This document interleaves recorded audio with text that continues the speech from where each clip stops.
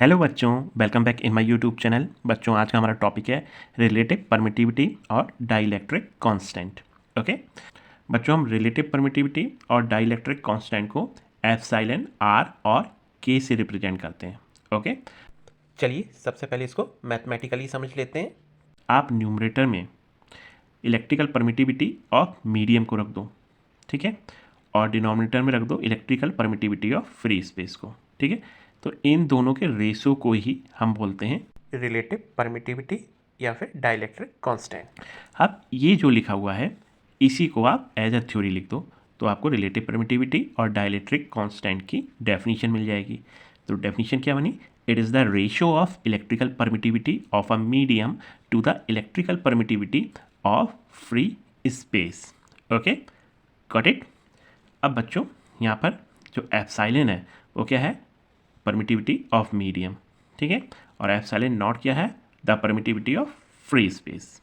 Okay बच्चों, अगर हम रिलेटिव परमिटिविटी या फिर डाइलेक्ट्रिक कांस्टेंट को फोर्स की टर्म में लिखना चाहें, ठीक है, फोर्स की टर्म में हम इसको किस तरीके से रिप्रेजेंट करेंगे उसको समझ लेते हैं।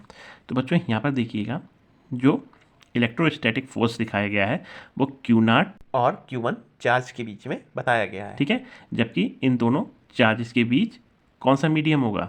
Free space.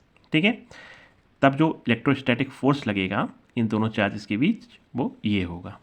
ठीक है, और आर यहाँ पे दोनों चार्जेस के बीच की डिस्टेंस है।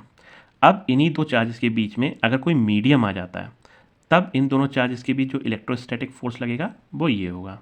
क्या होगा? 1/4 एप्सिलॉन Q0 Q1/r²। ठीक है, अब देखिए, जो इलेक्ट्रोस्टैटिक फोर्स तब लग रहा है जब दोनों चार्जेस के बीच मीडियम क्या है? Free space.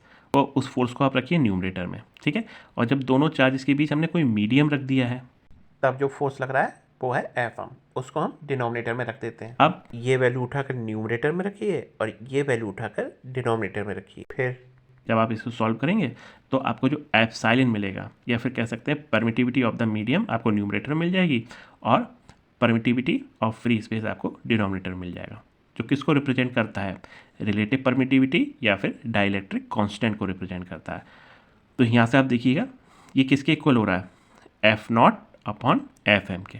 ठीक है, तो आप इस फार्मूले के थ्रू भी आप रिलेटिव परमिटिविटी या फिर डाइलेक्ट्रिक कांस्टेंट को डिटरमाइन कर सकते हो। आई होप आपको रिलेटिव परमिटिविटी और या फिर डाइलेक्ट्रिक कांस्टेंट बहुत अच्छी तरीके से क्लियर हो गया होगा। Thank you.